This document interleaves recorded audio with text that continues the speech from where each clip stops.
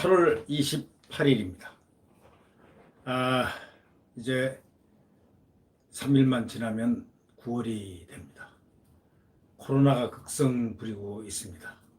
항상 손을 깨끗이 씻고 마스크를 반드시 착용하셔야 합니다.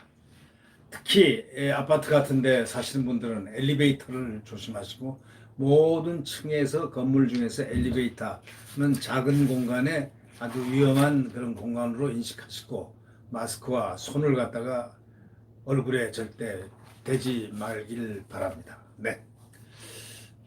구독 버튼과 엄지를 눌러주시면 고맙겠습니다.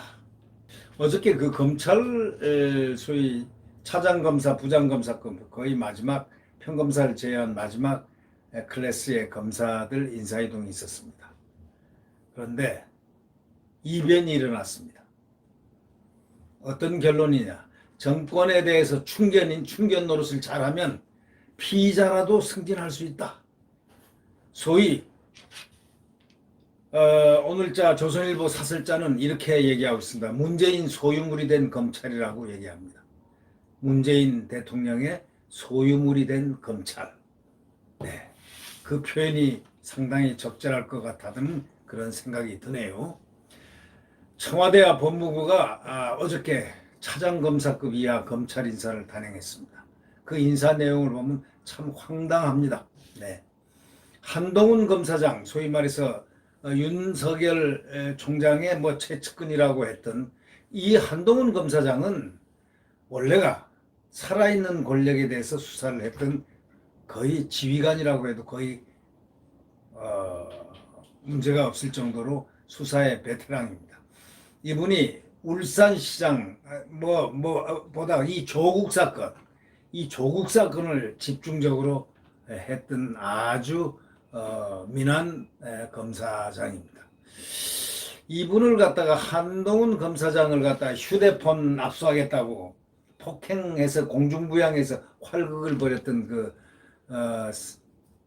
서울지검의 그 정진웅 부장검사라고 아마 유명해졌을 겁니다.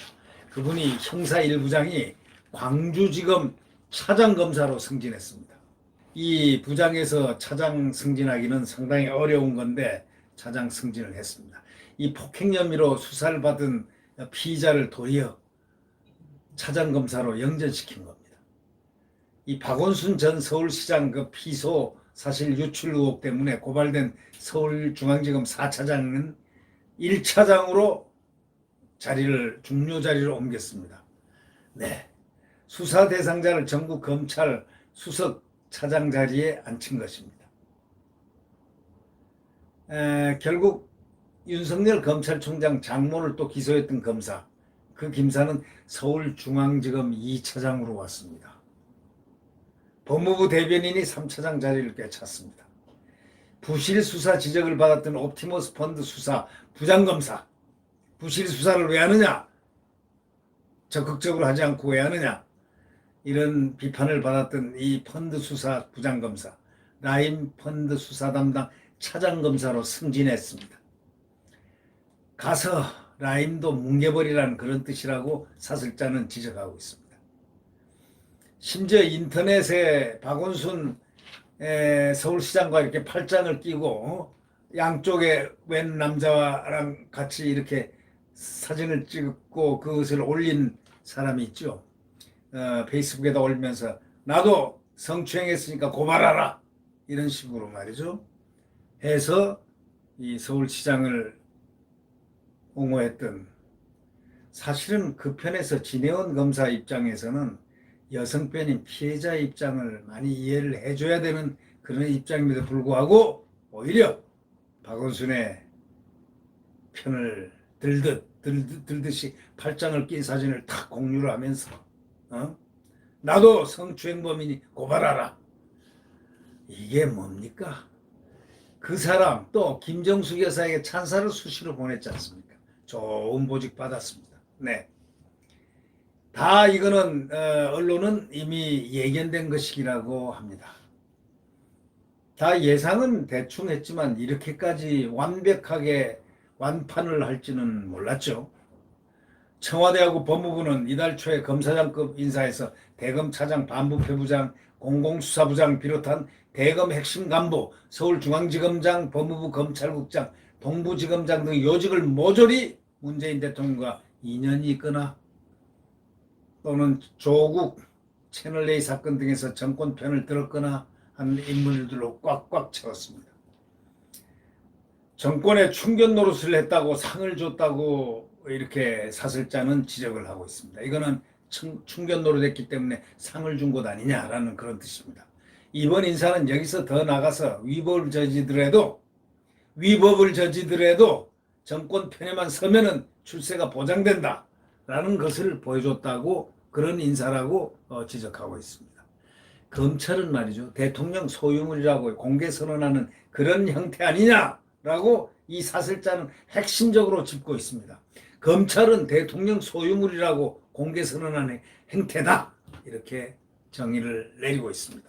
울산시장 선거공작이라든가 추미애 법무장관 아들 휴가 미복귀 또 라임 펀드 사건 등 현 정권과 연루된 비리를 수사하던 부장검사들은 모조리 지방으로 좌천되거나 교체됐습니다. 이렇게 완벽하게 하기가 어려울 정도인데 완벽하게 그들은 누군가 모르지만 기획된 인사가 아주 100% 완성됐다고 볼 수가 있습니다. 이 사건들 수사는 여당의 총선 압승 이후에 관련자들이 소환 불응 등의 방식으로 수사를 방해하면서 답보 상태에 머물러 있었습니다. 이제 완판 끝났습니다. 이 상황에서 수사 실무 책임자들을 바꿔버린다는 것은 사실상 수사를 접으라 또 그만두라 이런 말이나 다름이 없다고 사설자는 지적하고 있습니다.